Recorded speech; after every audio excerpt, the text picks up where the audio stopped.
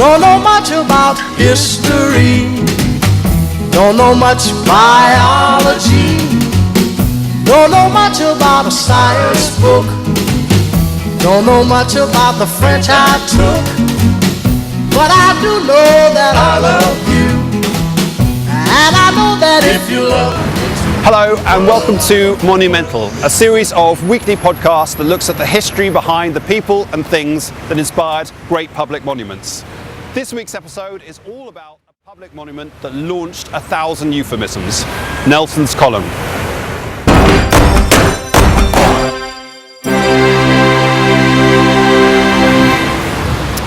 It's 1805. Napoleon is the Emperor of the French, and he's already begun his impressive collection of other European countries. But unfortunately for him, he hasn't quite managed to get his hands on the most impressive bit in the entire set, the chocolate sprinkles on the cappuccino of Europe, Britain. Napoleon also knows that Britain's army is pretty crap, and if he can just get his army onto the British mainland, he'll control the country faster than my granny can eat one of those massive Toblerones, and that's pretty fast. But getting his army onto the mainland has been a bit of a problem, and the main reason for that is the chap 150 feet on top of the column up there, Admiral Horatio Nelson. Although he was the leader of the British Navy, Nelson himself was not physically strong. He was short, he'd lost the use of an eye, he'd had an arm amputated previously, and he was constantly seasick. But he more than made up for this by being phenomenally confident and brilliantly unconventional. His tactics broke with naval traditions, flummoxing the enemy, and his bravery and willingness to lead from the front inspired not only the Navy but the entire country. In fact, he was so popular that when he started having an affair with one of the greatest beauties of the age, Emma Hamilton, her husband seemed to be delighted with the news, and all three of them even lived together for a few years. If you talk to a naval historian, and don't worry, I'm not about to, he'll tell you that it wasn't the Battle of Trafalgar at all, but the Battle of the Nile that was Nelson's greatest victory, where, against the odds, he duffed up the French fleet so badly that they ended up being crippled for years, leaving Britain to rule the waves. So why aren't I standing in Nile rather than Trafalgar Square? The Battle of Trafalgar was all about context. For years, the British had been petrified of French invasion. The level of fear and hysteria was on a par with the threat of German invasion in the Second World War. Nelson's victory finished the hopes of Napoleon getting across the Channel, and the country could finally breathe a huge sigh of relief.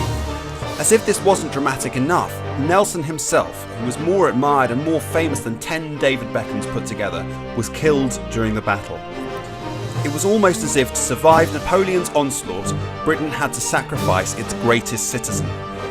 Upon hearing the news of Nelson's death, King George III summed up the mood of the nation by bursting into tears and blubbering, "We have lost more than we have gained." Nelson's victory at Trafalgar saved Britain from annihilation and allowed it to get busy with building an empire. Now, 25 years later, when the money from abusing Africans really started to roll in, they had enough cash to build this amazing public monument to the guy who made it all possible, the Admiral's Admiral, the ablest of all seamen, Lord Horatio Nelson.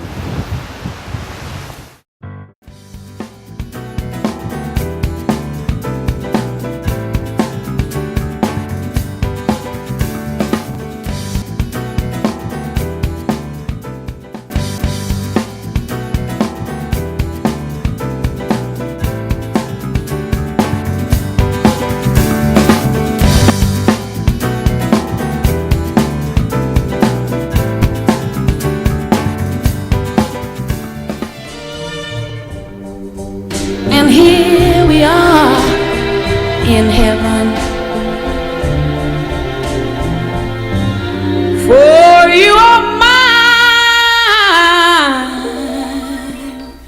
at last. Because of Florence Nightingale, nursing is one of the most regulated and respected professions in the world. Named after her city of birth, Florence, Italy, Florence Nightingale was born on May 12, 1820, into an upper-class British family. As a woman of her time and her class, it would have been expected that she would marry, maintain a lovely home, and be a hostess. But Florence Nightingale had very different plans. Though at the time nursing was not a respected profession, Nightingale felt very called to become a nurse. At age 24, Nightingale defied her parents' expectations to marry a suitable match and left England to study at the Kaiserswerth Hospital in Dusseldorf, Germany. When she returned from Germany, she took a job as a nurse at a hospital in London, and she was eventually promoted after only a year to be head of nursing there. She improved sanitary conditions so much that she garnered a reputation as a reformer and as an advocate for public health. During the Crimean War, the British press made public the horrendous conditions of the wounded soldiers in Turkey. The army turned to Florence Nightingale for help. Sidney Herbert, Secretary at War, reached out directly to Nightingale. When Nightingale and her band of nurses arrived at Scutari, the hospital in the Crimea, they were shocked at what they found. The field hospitals were positioned on cesspools of putrid water. Patients were lying in their filth.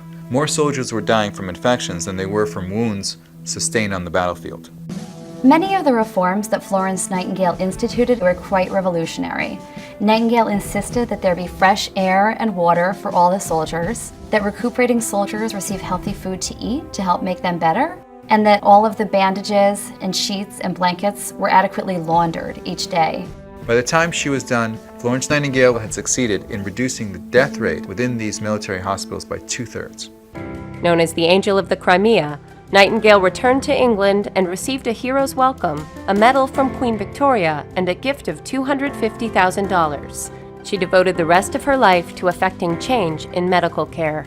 In 1860, Florence Nightingale founded at St. Thomas Hospital in London the Nightingale Training School for Nurses. She was a pioneer in the use of cutting-edge statistical methods of the time to design hospitals and medical systems to maximize the health of the community at large. This really helped her to make her message known to the parliamentarians and government agencies who would make important decisions about hospitals and healthcare. In her later years, Nightingale was officially honored by Germany, France, Norway, and numerous prestigious British societies. She died at her London home on August 13, 1910. The fact that we have a nursing profession today is in large part thanks to the work of Florence Nightingale.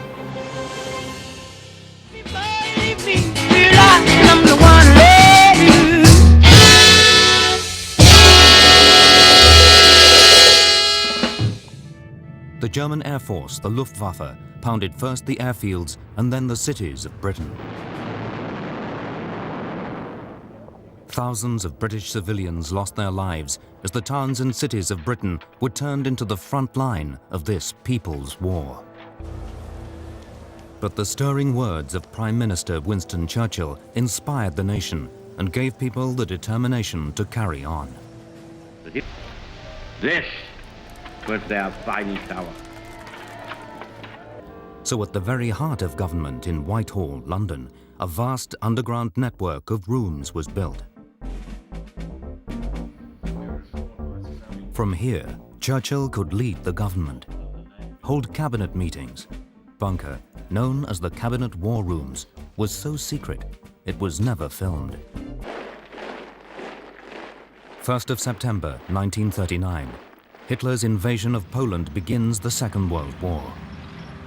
Poland is overrun in a month. After 8 months of so-called phony war, Hitler launches his invasion of Belgium and France. On the same day, Winston Churchill is appointed Prime Minister of the United Kingdom. It's a daunting time to be appointed leader of the British Navy. Prime Minister Churchill is taken down to the top-secret underground bunker known as the Cabinet War Rooms. When shown the room set aside for cabinet meetings, an observer noted, Mr. Churchill took his cigar out of his mouth and pointed at the homely wooden chair at the head of the table. "This is the room from which I'll direct the war," he said slowly. "And if the invasion takes place, that's where I'll sit, in that chair. And I'll sit there until either the Germans are driven back or they carry me out dead." France and Belgium are overwhelmed in only 38 days. The remnants of the British Army are evacuated from Dunkirk. Although presented as a great victory, as a miracle of deliverance, Dunkirk is more of a humiliating defeat. Wars are not won by evacuations, said Churchill.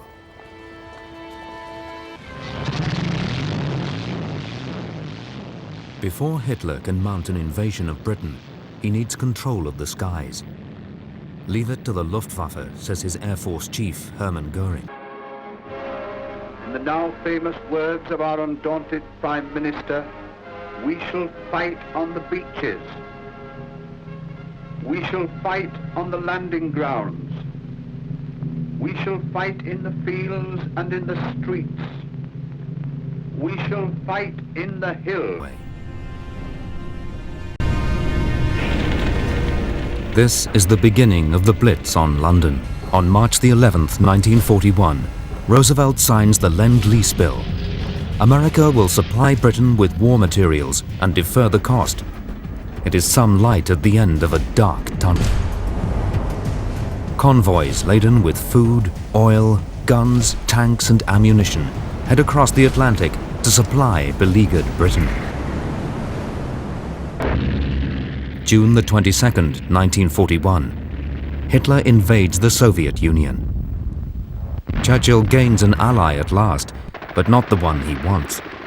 Russia is weak, and as the Germans steadily advance, their victory seems only to be a matter of time.